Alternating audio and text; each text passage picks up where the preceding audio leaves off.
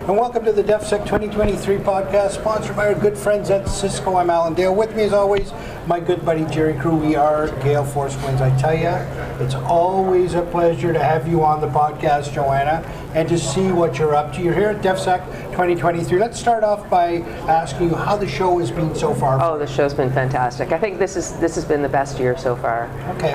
There's so much to see, so many people to talk to. Everyone has got such energy and wants to collaborate, and I think there's a lot of business being done here too, which is great. Yeah. Joanna, it would have been around this time last year, am I right, that you started your own consultancy? Is it around? No, it's only been 9 months. It was the start of February this year. Wow, okay, yes. So even shorter. Tell me about how the consultancy is going. It's going fantastic. I think it was a progression that I had planned to eventually get to, but because of circumstances with, previous employment, it was just the right time for me to start my own deal. Right.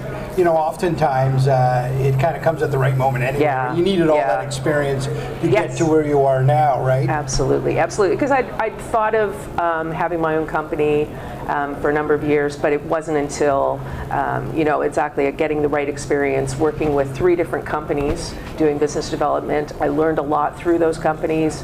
The best practices, what to do, how to interact with people. It really broadened my network as well. So, it was absolutely the right time. It's such an important conversation to have, Joanna, because there's so many people that will be listening to this, that are at this trade show, that are looking at that transition themselves, right? Can I do it? Am I ready to do it? And what would you tell those folks, Oh, gosh. Yeah, it's been interesting because a lot of people have said, you're so brave to take this, and it must be really, tough, stressful, and but for me it was just a progression. It was not even a decision.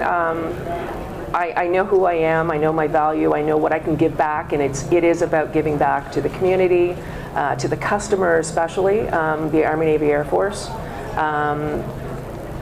That is what it's all about. And every job that I've had since I left the Navy in 2016 has been giving back to the Navy especially. So, having that good relationship is very important, but knowing when the right time is to take your own turn at the wheel, really, and drive your own ship. Yeah, and it's funny, as a consultant, you don't really, you're not under anybody's employment, but yet you feel very loyal and dedicated to the person that's hiring you. You want to give them the best service, right? Absolutely, that's so true. And that's one aspect of being at a conference like this that is great, because I am representing myself, so I can be who I want to be. I can, have these events and talk about myself, my company, but it's also about my clients. So I am supporting one client here. They're very pleased with how things have gone, and I know that I've added value to them. So that's really good feedback and encouragement for me to continue what I'm doing.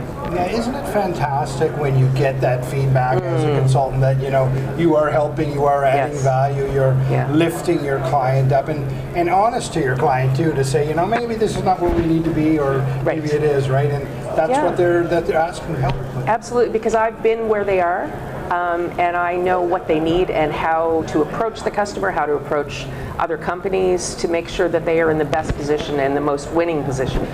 So, Joanna, what would the ideal client look like for you? There's people out there that are going to watch this and say, how do I tap into Joanna's network? How do I get into that orbit? What's the ideal client look like for you? That's a tough one, because the ideal situation for me is to have a number of different clients in different areas. So I'm helping them in different areas, keeps it fresh and interesting for me, and then I'm not pinging off the same customer, same people like DGNFD. I'm not pinging off Commodore Armstrong too many times. But to answer that question a bit more specifically, it would be a company that doesn't necessarily have the in-house business development team, or a junior team that needs to know exactly where to go, or for example, my original intent of my company was to help small and medium businesses in Atlantic Canada there's so many brilliant people here, great ideas, great products, great services, but they don't know how to either interact with the customer, how to gain contracts with the customer and with the government of Canada. So helping people navigate Canadian defence procurement, because we all know that's very challenging. I also find too, Joanna, that over the past number of years that even talking to government officials, whether in uniform or out, they're very receptive to the conversation of late. Would you agree? Absolutely. Some more than others. There's some teams, some requirements people, some contracting people who are really out there at all the events. But yes, there is more of a understanding that industry and government need to work together to get the end user what they need and keep them safe. Yeah, and I would even argue academia thrown in the mix, right? That beautiful collaboration of industry, academia, and government all working together. Yeah. So that's exciting. So how many clients now do you have? I have 5 clients right now. Oh, wow. And I've got, jokingly, I need to stop talking to people because I've had so much interest, which, is very rewarding for me.